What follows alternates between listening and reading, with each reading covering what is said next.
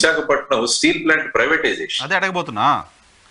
అది కూడా తీసుకురావడం విషయం పక్కన పెట్టండి, ఉన్న ఇండస్ట్రీని ప్రొటెక్ట్ చేసుకోవడం కూడా ఇంపార్టెంట్ కదా. అది అందుకని మేము అడిగింది ఏంటంటే, ఇప్పుడు వైజాగ్ స్టీల్ ప్లాంట్ గురించి పబ్లిక్ ఇంట్రెస్ట్ లిటిగేషన్ వేసాం. ఈ నెల 20వ తారీఖున మళ్ళా హైకోర్టులో రాబోతున్నాం. కాబట్టి ఈ సందర్భంగా మళ్ళా కూటమి ప్రభుత్వానికి నేను చేస్తున్న విన్నపం ఏంటంటే, ఒక్కసారి ఈ సమస్యను గనక పరిష్కరించగలిగితే, ఎందుకంటే విశాఖ ఉక్కు ఆంధ్రుల హక్కు, ఇప్పుడు విశాఖ ఉక్కు ఆంధ్రుల తెలుగు వాళ్ళ గుండె చప్పుడి. కాబట్టి ఈ విశాఖపట్నం స్టీల్ ప్లాంట్ యొక్క ప్రైవేటీకరణను మీరు స్వతంత్రంగా గనులు కేటాయించడం ద్వారా, లేకుంటే విశాఖపట్నం స్టీల్ ప్లాంట్ ని స్టీల్ అథారిటీ ఆఫ్ ఇండియాలో మెర్జ్ చేసిన విలీనం చేసినా కూడా బ్రహ్మాండంగా ఈ స్టీల్ ప్లాంట్ ముందుకు వెళ్ళగలదు. తర్వాత వచ్చేసి ఏంటంటే విశాఖపట్నం రైల్వే జోన్.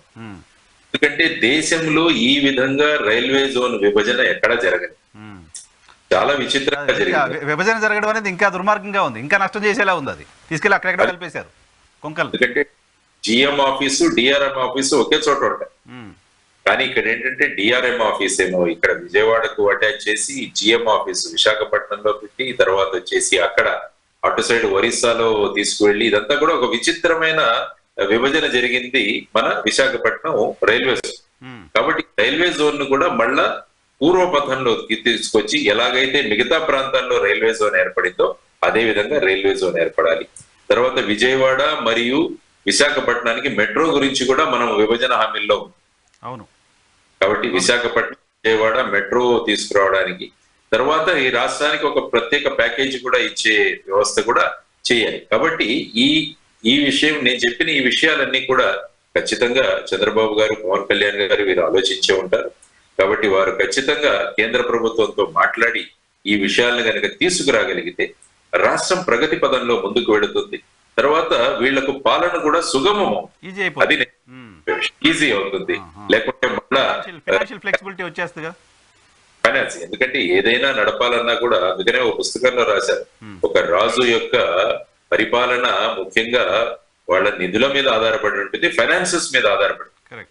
కాబట్టి ఇప్పుడు కూడా ప్రజాస్వామ్యంలో కూడా మనకు ఫైనాన్షియల్ గా మనం స్ట్రాంగ్ గా ఉంటే ఏమవుతుందంటే పాలన కూడా సుగమం అవుతుంది అన్నది ఖచ్చితంగా వీళ్ళు తీసుకురాగలరు, చేస్తారు. అదేవిధంగా కేంద్రంలో ఉన్న ప్రభుత్వం కూడా ఆంధ్రప్రదేశ్ రాష్ట్రానికి ఒక ప్రత్యేకమైన దృష్టిలో ఫండ్స్ అన్ని కూడా ఇవ్వాలని మనస్ఫూర్తిగా కోరుకుంటున్నాం. రైట్. ఇప్పుడైతే అమరావతికి నిధులు తీసుకురావాలంటే గిఫ్ట్ సిటీకి ఏ రకమైన రిలాక్సేషన్స్ ఇచ్చారో అలా ఇవ్వచ్చు. ప్రత్యేక హోదాతో సంబంధం లేకుండా అమరావతి రిలాక్సేషన్స్ ఇస్తే ఈజీ అవుతుంది ఎస్టాబ్లిష్ చేయడం, సిటీ ఈజీ అవుతుంది. ఎందుకంటే ఇది అమరావతి స్పెసిఫిక్, ఇది అమరావతి స్పెసిఫిక్.